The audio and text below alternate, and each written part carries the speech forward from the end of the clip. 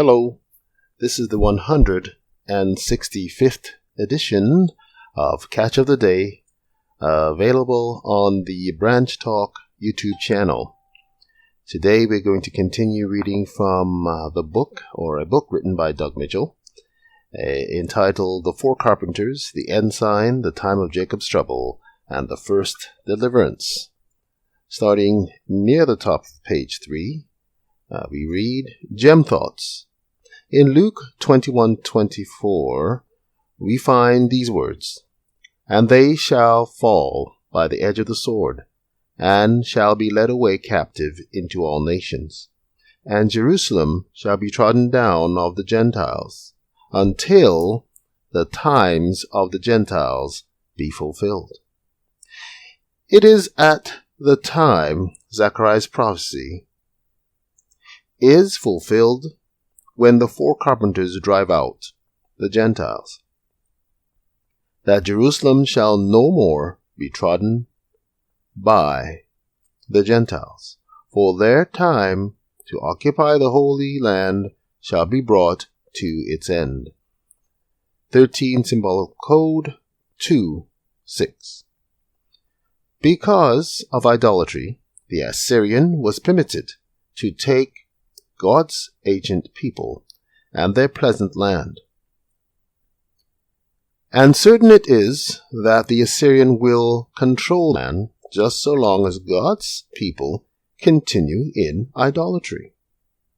But just as soon as all idols are cast aside, yes, as soon as the great revival and reformation takes place in the hearts of the people, then the Assyrians shall certainly fall.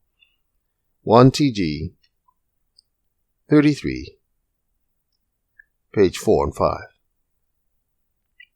Jeremiah perhaps deals more directly with the deliverance of the people and makes plain the time God is to accomplish the deliverance.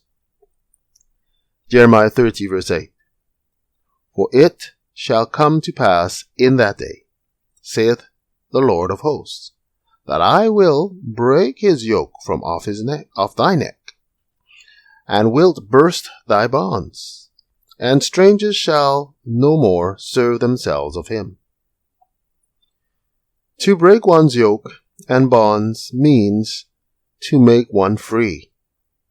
It is from the Assyrian yoke that Jacob is going to be made free. 13 Symbolic Code 1:2:11.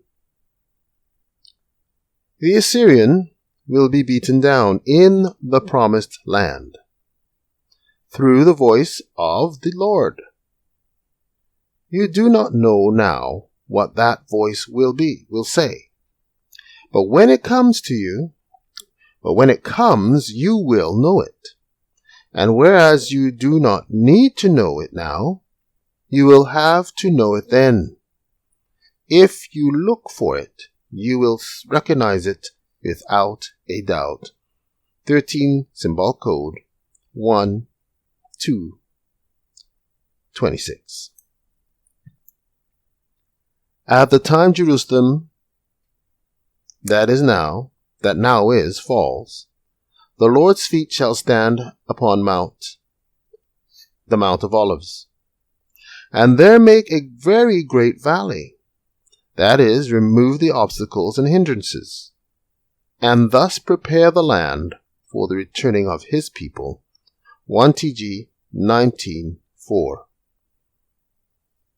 Introduction. Jesus said that Jerusalem shall be trodden down of the Gentiles until the times of the Gentiles be fulfilled. Luke 21, verse 24. From the foregoing Bible texts and commentary, we've learned that the times of the Gentiles comes to an end when the last power that controls the promised land is forced to leave it. That last controlling Gentile power is said to be the Assyrian. Certain it is that the Assyrian will control the land just so long as God's people continue in idolatry. 1 TG, page 33, 4. In the related prophecies, we have a few different pictures of how the promised land will be cleared of those who now rule it, and those who will be ruling it in the future, before the saints possess it. From Isaiah, we learn that through the voice of the Lord shall the Assyrian be beaten down, which smote with a rod. His burden shall be taken away from off thy shoulder, and his yoke from off thy neck, because of the anointing. He shall flee from the sword, and that his princes shall be afraid of the ensign. In addition, Zechariah says that it is for carpenters who are to fray, to cast out the horns of the Gentiles.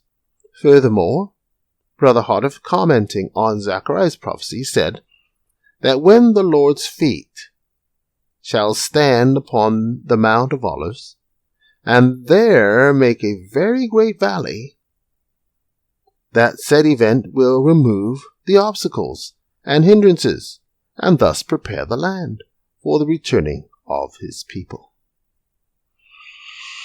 Quite interesting. Take care.